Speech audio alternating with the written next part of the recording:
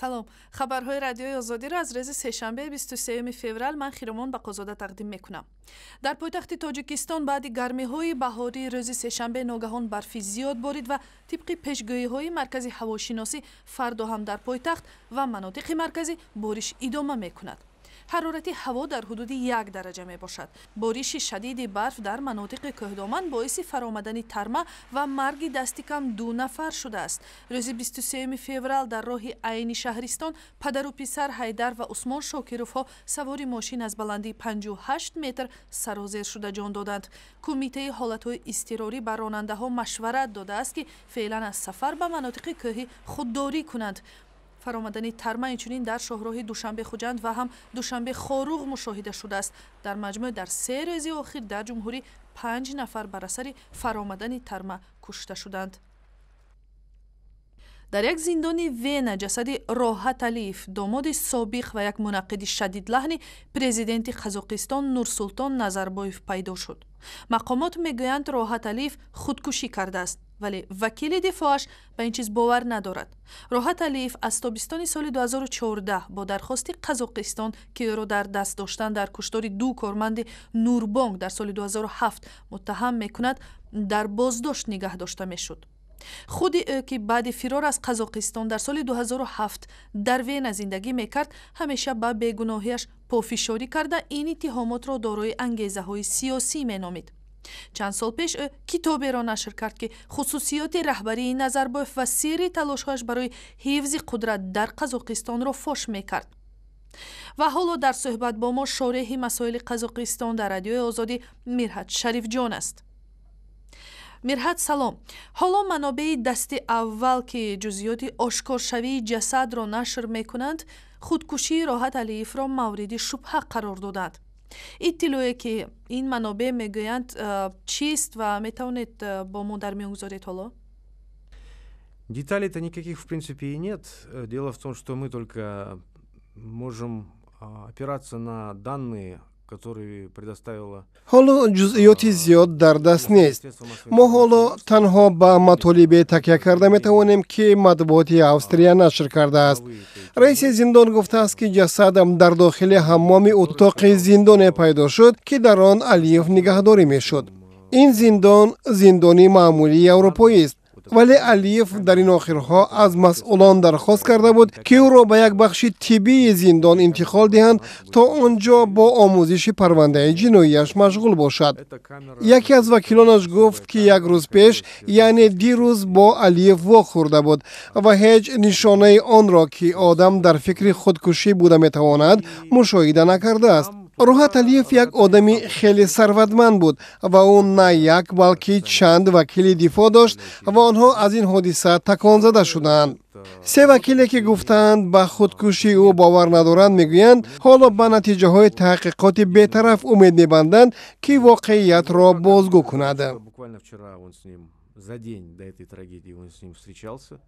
Никакой речи о самоубийстве быть не может, поскольку никаких моментов, которые бы указывали на какую-то депрессию или еще что-то, не наблюдалось. Вот.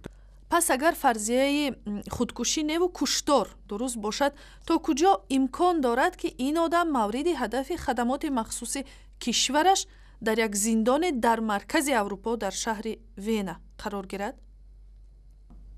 Ну, я хочу привести здесь слова Мурата Кетебаева, это оппозиционный деятель, который находится в Польше. мехоҳам суханҳои Мурод Кетебоев, як сиёсатмадори мухолифи ҳукумати Қазоқистонро ёдовар шавам. вай баъди шунидани ин хабар гуфт ки ин танҳо кори дасти хадамоти махсуси Қазоқистон аст, чунки ҳама мухолифони Назарбоев кушта мешаванд. ҳоло хеле душвор аст ки дар бораи кушта шудани нафаре дар як зиндони маркази Аврупо суҳбат кунем. ман ҳаминро медонам ки ҳама ҳоло дар Қазоқистон онҳое ки маъракаи зидди Назарбоев шурӯъ кардаи Алиев баъди соли 2007ро мушоҳида мекунанд, ба худкушии ӯ шубҳа доранд. ҳамин чиз ҳам маълум аст ки марги Роҳат Алиев барои Нурсултон Назарбоев дар ҳамин марҳалаи сиёсӣ лозим буд. ба наздикии интихоботи риёсатҷумҳурӣ қабл аз вақти Қазоқистон баргузор мешавад ва як моҳ баъд бояд мурофиаи додгоҳии Роҳат Алиев шурӯъ мешуду дар он матбуот ҳам бояд ширкат мекард. аз ин рӯ аз байн бурдани ӯ ба манфиати Назарбоев мебуд. Знаем, что Назарбаев объявил, ну, не он сам, а через своих контролируемые структуры объявил о том, что сейчас будет проводиться ранние президентские выборы за год. Ташаккур. Мирҳат Шарифҷон, шореҳи масоили Қазоқистон дар радиои Вам Озодӣ спасибо, буд. спасибо большое. мақомоти Тоҷикистон бо нигаронӣ аз афзоиши ҷиноятҳои марбут ба терроризм ва тундгароӣ мегӯянд, ин падида ба амнияти миллӣ ва ҳатто якпорчагии кишвар таҳдид мекунад.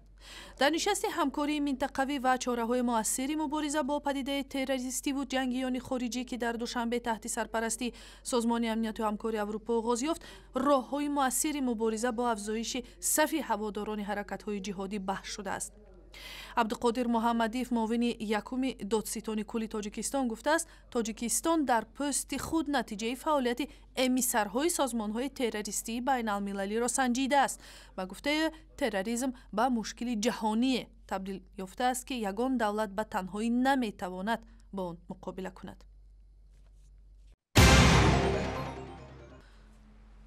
қурби доллари амрикоӣ дар Тоҷикистон боло рафта ба 6 сомонӣ наздик шудааст. дар саррофиҳои душанбе ду рӯзи охир арзиши пули миллии Тоҷикистон дар ҳудуди 5 сомониву 93 дирам ва дар Хуҷанд то 6 сомонӣ боло рафтааст.